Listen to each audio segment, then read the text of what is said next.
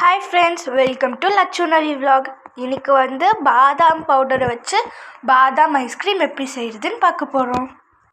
பாதாம் ஐஸ்கிரீமுக்கு என்னென்ன பொருள் தேவைன்னு பார்க்கலாங்க. 1/2 லிட்டர் பால், நல்லா க்ரீமியான பாலை எடுத்துக்குங்க. சொசைட்டியில் வாங்கினது இது, நல்லா ஃபுல் க்ரீமியாக இருக்கும். கார்ன்ஃப்ளவர் மாவு 3 ஸ்பூன், ஆச்சி பாதாம் மிக்ஸு இதில் 5 ஸ்பூனு, 5 ஸ்பூன் சர்க்கரை. அடுப்பில் ஒரு பேன் வச்சிட்டோம். இப்போ இந்த பாலை நல்லா காய்ச்சி எடுத்துக்கலாம்.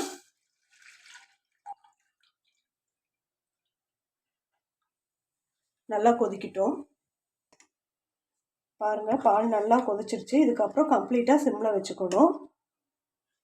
கார்ன்ஃப்ளவர் மாவு பால் ஊற்றி கரைச்சி வச்சுருக்கிறேன். இது ஊற்றும் போது நல்லா கரைச்சி ஊற்றிக்கிங்க, இல்லைன்னா அடியில் கட்டி அப்படியே நின்றுக்கும்.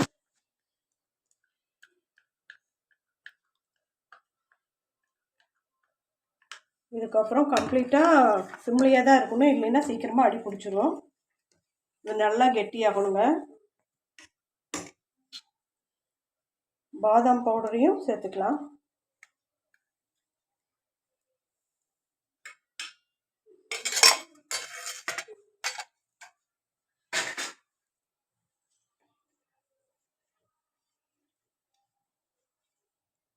நல்லா கெட்டியாகிற வரைக்கும் கலந்து கொடுத்துக்கிட்டே இருங்க. 5 ஸ்பூன் சர்க்கரை சேர்த்துக்குவோம்.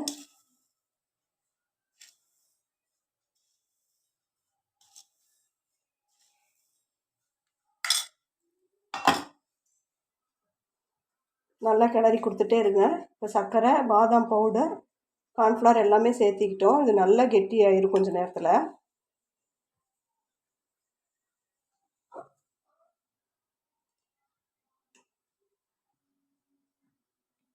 பாருங்கள், இந்த அளவுக்கு கெட்டியாக வரணும்.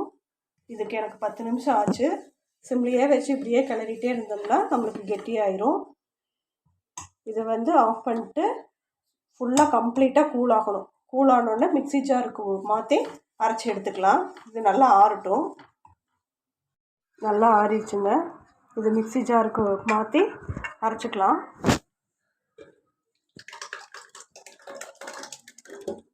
நல்லா ஆறிடணும், கொஞ்சம் கூட சூடு இருக்கக்கூடாது.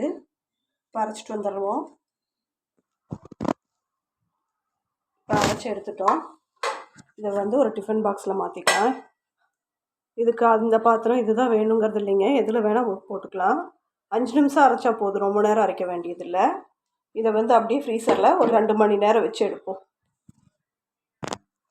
2 மணி நேரம் போதுமான்னு நினைக்காதீங்க. இது எடுத்து மறுபடியும் செட் ஆனோடனே மறுபடியும் நம்ம அரைச்சி 8 மணி நேரம் வைக்கணும். அப்போ தான் நம்மளுக்கு ஐஸ்கிரீம் அந்த க்ரீமி பதத்தில் ரெடி ஆகும். இப்போ 2 மணி நேரம் கழித்து நம்ம மறுபடியும் எடுத்து அரைக்கணும். இதையே 2 மணி நேரம் ஆச்சுங்க. நம்மளுக்கு ஓரளவுக்கு செட் ஆகிருக்கும். இதை மறுபடியும் மிக்ஸி ஜாரில் மாற்றி அரைச்சிட்டு அதுக்கப்புறம் வச்சுக்கலாம். 8 மணி நேரம் வைக்கணும், இல்லைன்னா நைட் ஃபுல்லாக வைக்கணும்.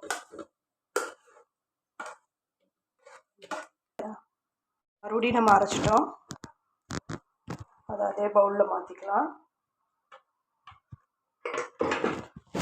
அதில் பாதாமும் முந்திரி பருப்பு பொடி பண்ணி வச்சுருக்கிறேன், அதை தூவிக்கலாம்.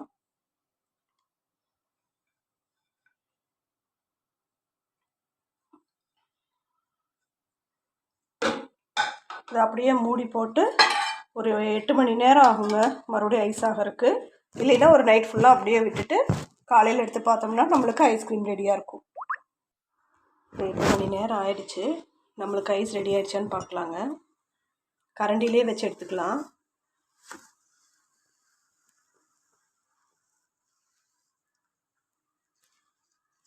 சூப்பராக ரெடி ஆயிடுச்சு நம்மளுக்கு.